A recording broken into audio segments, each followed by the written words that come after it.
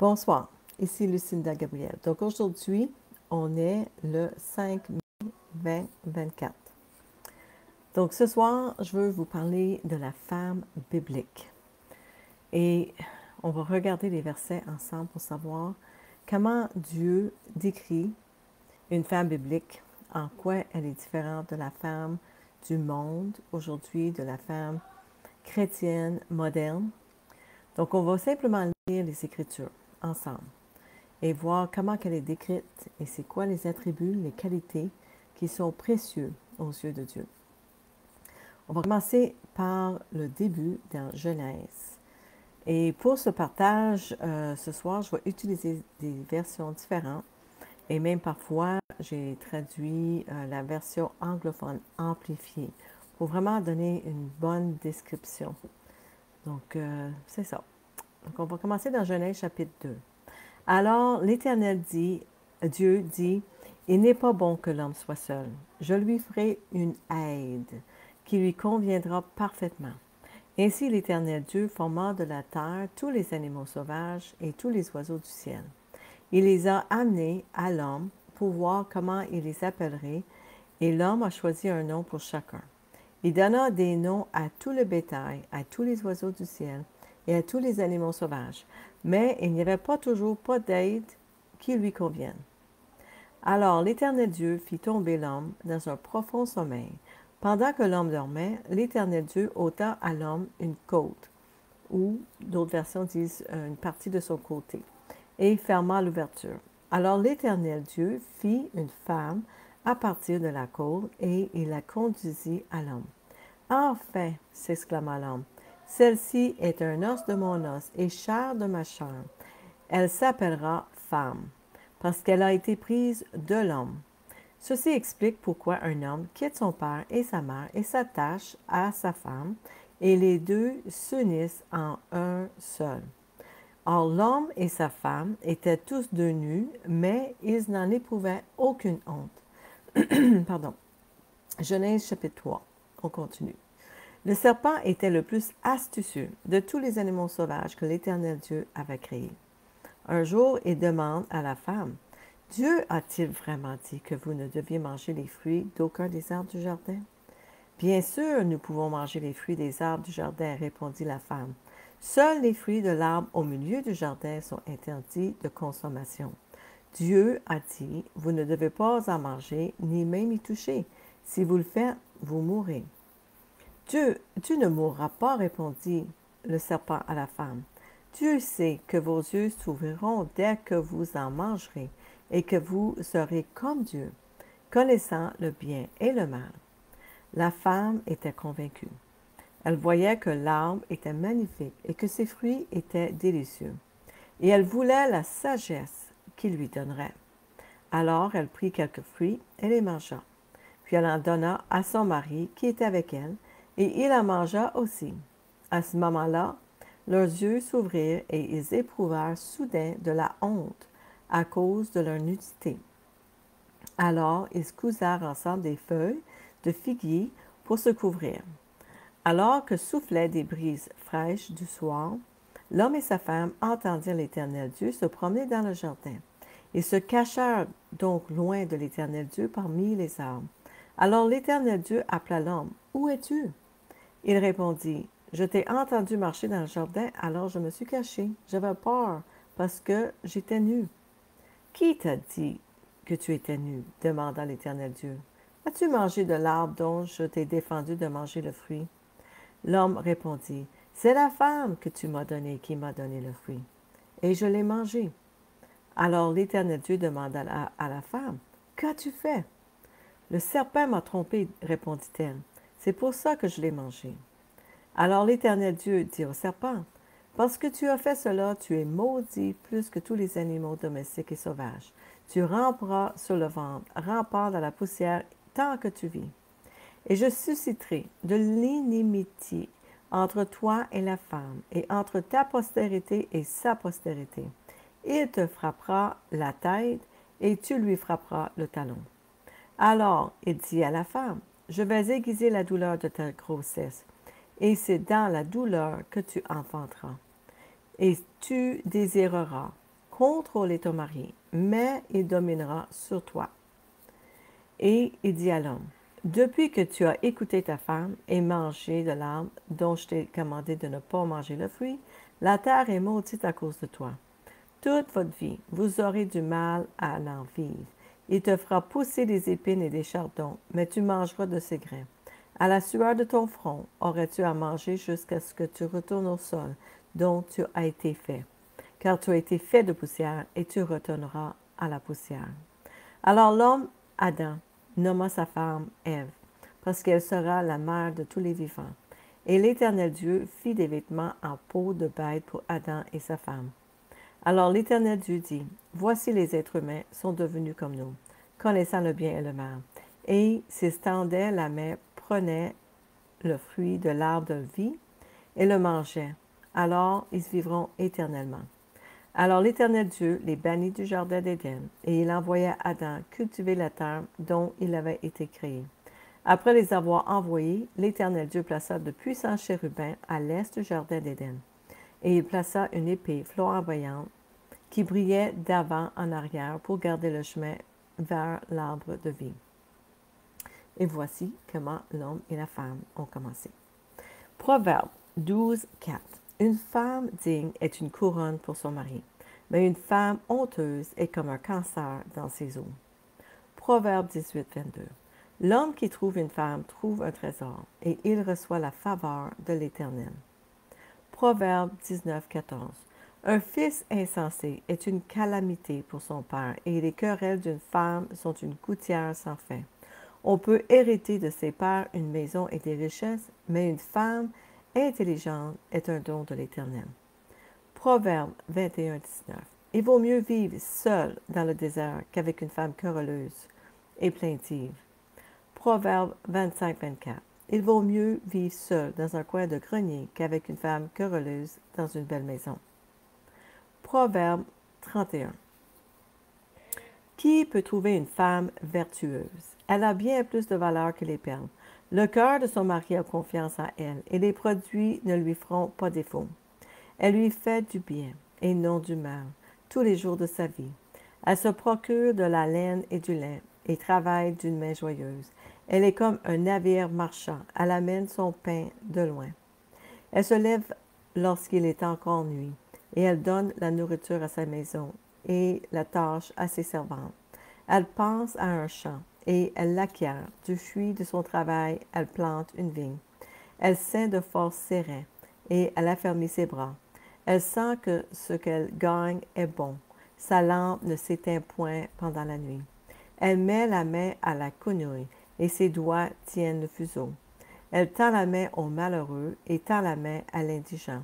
Elle ne craint pas la neige pour sa mission, car toute sa maison est vêtue de cramoisis. Elle se fait des couvertures. Elle a des vêtements de fin lin et de pourpre. Son mari est considéré aux portes lorsqu'il siège avec les anciens du pays. Elle fait des chemises et les vend. Elle livre des ceintures aux marchands. Elle est revêtue de force et de gloire, et elle se rit de l'avenir. Elle ouvre la bouche avec sagesse, et elle instruit aimable. Elle donne des instructions aimables sont sur la langue. Elle veille sur ce qui se passe dans sa maison, et elle ne mange pas le pain de paresse. Ses fils se lèvent et la disent heureuse. Son mari se lève et lui donne des louanges. Plusieurs filles ont une conduite vertueuse, mais toi, tu les surpasses toutes. La grâce est trompeuse, et la beauté est vaine. La femme qui craint l'Éternel est celle qui sera louée. Récompensez-la du fruit de son travail, et qu'au porte ses œuvres la louent. 1 Corinthiens, chapitre 14. L'ordre dans les réunions de l'Église, version amplifiée. Comme c'est la pratique dans toutes les églises saintes, le peuple de Dieu, les femmes doivent se taire dans les églises, car elles ne sont pas autorisées à parler, mais doivent y occuper une place subordonnée, comme le dit la loi. Si elles veulent savoir quelque chose, elles le poseront à la maison à leur mari, car il est inapproprié pour une femme de parler à l'Église. La parole du Seigneur est-elle venue de vous, les Corinthiens, ou est-elle venue à vous seulement, afin que vous sachiez mieux ce que Dieu exige? Éphésiens, chapitre 4, verset 32, amplifié. Soyez bons et serviables les uns envers les autres, compatisants, compréhensifs, vous pardonnant mutuellement comme Dieu vous a pardonné en Christ. Éphésiens, chapitre 5, amplifié. Femmes, soyez soumises à vos propres maris, comme un service au Seigneur. La femme doit être soumise à son mari, non aux hommes en général, non pas comme étant inférieure à lui, ni en violation de son éthique chrétienne, mais honorant son mari en tant que protecteur et chef de la famille, respectant la responsabilité de sa position et sa responsabilité envers Dieu. Car le mari est le chef de la femme, comme Christ est le chef de l'Église, étant lui-même le sauveur du corps. Mais comme l'Église est soumise à Christ, de même les femmes doivent être soumises à leur mari en tout, concernant à la fois leur position de protecteur et leur responsabilité envers Dieu en tant que chef de la maison. Marie, aimez vos femmes, cherchez pour elles son plus grand bien et entourez-la d'un amour attentionné et altruiste. Tout comme Christ a aussi aimé l'Église et s'est livré lui-même pour elle, afin qu'il sanctifie l'Église après l'avoir purifiée par le baptême d'eau et la parole de Dieu, afin qu'à son tour, qu'il puisse se présenter l'Église dans une splendeur glorieuse, sans tache ni ride ou quoi que ce soit de semblable, mais qu'elle sera sainte, mise à part pour Dieu et irréprochable. De même, les maris devraient et sont moralement obligés d'aimer leur propre femme, comme étant, en un sens, leur propre corps. Celui qui aime sa propre femme s'aime lui-même, car personne n'a jamais haï son corps. Mais au contraire, il le nourrit, le protège, le chérit, tout comme Christ le fait pour l'Église, parce que nous sommes membres, partie de son corps. Pour cette raison, un homme quittera son père et sa mère et doit être joint et être fidèlement dévoué à sa femme, et les deux deviennent un, une chair. Ce mystère de deux devenant un est grand, mais je parle en référence à la relation entre Christ et l'Église. Cependant, chacun d'entre vous, sans exception, doit aimer sa femme comme lui-même, avec une conduite digne de respect et d'estime, en recherchant toujours le meilleur pour elle, avec une attitude de bonté. Et la femme doit veiller qu'elle respecte et prend plaisir à son mari, qu'elle le remarque, le préfère et le traite avec amour, le chérissant, l'honorant et le tenant à cœur. Colossiens chapitre 3, amplifié. Femmes, soyez soumises à vos maris par respect pour leur position de protecteur et leur responsabilité envers Dieu, comme il convient dans le Seigneur. La femme doit se soumettre volontairement à son mari et non aux hommes en général, non pas comme étant inférieure à lui, ni en violation de son éthique chrétienne, mais en honorant les responsabilités et l'autorité de son mari en tant que chef de famille. Marie, aimez vos femmes, d'un amour affectueux, compatisant et altruiste, qui cherche toujours le meilleur pour elles. Et ne soyez pas aigris ou irrités envers elles à cause des responsabilités du mariage. 1 Timothée chapitre 2. Je veux donc que les hommes prient en tout lieu en élevant des mains pures, sans colère, ni arrière-pensée. De même, je veux aussi que les femmes, habillées d'une manière décente, se parent avec pudeur et simplicité, non avec des tresses, de l'or et des perles et des toilettes somptueuses, mais plutôt avec des œuvres bonnes, comme cela convient à des femmes qui affirment honorer Dieu. Que la femme s'instruise paisiblement dans une entière soumission. Je ne lui permets pas d'enseigner et de dominer sur l'homme, mais je lui demande de garder une attitude paisible. En effet, Adam a été formé le premier, Ève ensuite. Et Adam n'a pas été trompé, alors que la femme trompée s'est rendue coupable d'une transgression. Cependant, elle sera sauvée, préservée à travers sa descendance si elle persévère avec simplicité dans la foi, l'amour et la progression dans la sainteté. 1 Timothée 3:11. De la même manière, leurs épouses, les épouses des diacres dirigeants de l'Église, doivent être respectées et ne doivent pas calomnier les autres. Elles doivent faire preuve de maîtrise d'elles-mêmes et être fidèles dans tout ce qu'elles font. Tite, chapitre 2. Pour toi, dis les choses qui sont conformes à la sainte doctrine. Dis que les vieillards doivent être sobres, honnêtes, modérés, saints dans la foi, dans la charité, dans la patience. Dis que les femmes âgées doivent aussi avoir l'extérieur qui convient à la sainteté, n'être ni médisantes, ni adonnées au vin, qu'elles doivent donner de bonnes instructions dans le but d'apprendre aux jeunes femmes à aimer leur mari et leurs enfants, et à être retenues, chastes, occupées aux soins domestiques, bonnes, soumises à leur mari, afin que la parole de Dieu ne soit pas blasphémée. 1 Pierre chapitre 3, amplifié.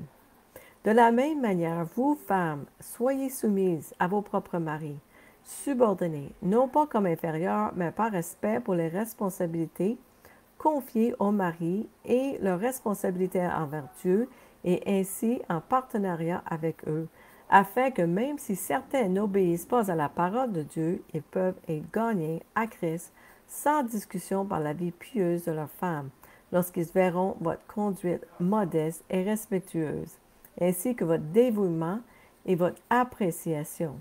Aimez votre mari, encourage-le et jouis de lui comme d'une bénédiction de Dieu. Votre parure ne doit pas être simplement extérieure, avec des entrelacs et des nœuds élaborés des cheveux, et le port de bijoux en or, ou être superficiellement préoccupé de vous habiller avec des vêtements coûteux. Mais que ce soit la beauté intérieure de la personne cachée du cœur, avec la qualité impérissable et le charme indéfectible d'un esprit doux et paisible, un esprit calme et maître de lui-même, non pas trop anxieux, mais serein et spirituellement mûr, ce qui est très précieux aux yeux de Dieu. Car c'est ainsi qu'autrefois les saintes femmes qui espéraient en Dieu se paraient, étant soumises à leur propre mari et s'adaptant à eux, tout comme Sarah obéit à Abraham, le suivant et le considérant comme chef de leur maison, l'appelant Seigneur. Et vous êtes devenus ses filles si vous faites ce qui est juste sans être effrayés par aucune peur, c'est-à-dire être respectueuse envers votre mari, mais ne pas céder à l'intimidation, ni vous laisser entraîner dans le péché, ni subir du mal. De la même manière, vous, maris, vivez avec vos femmes de manière compréhensive, avec beaucoup de douceur et de tact, et avec un respect intelligent pour les relations conjugales, comme avec une personne physiquement plus faible, puisqu'elle est une femme. Montrez-lui honneur et respect en tant que co-héritière de la grâce de la vie, afin que vos prières ne soient pas entravées ou inefficaces. Donc voici un petit résumé des versets bibliques qui expliquent la femme. J'en ai peut-être manqué quelques-unes, mais je pense que ça donne quand même une très bonne idée de comment que la femme doit être aujourd'hui dans l'Église. Et je vous invite vraiment à faire votre propre étude, puis aller chercher ces versets-là, puis même faire une étude pour voir s'il n'y en a pas d'autres que j'aurais peut-être manqué. Et oui, priez au Seigneur de vous aider à être cette femme-là que Dieu nous appelle à être. Donc, ceci est mon message pour cette semaine. J'espère que ça vous a encouragé à vraiment chercher la face de Dieu.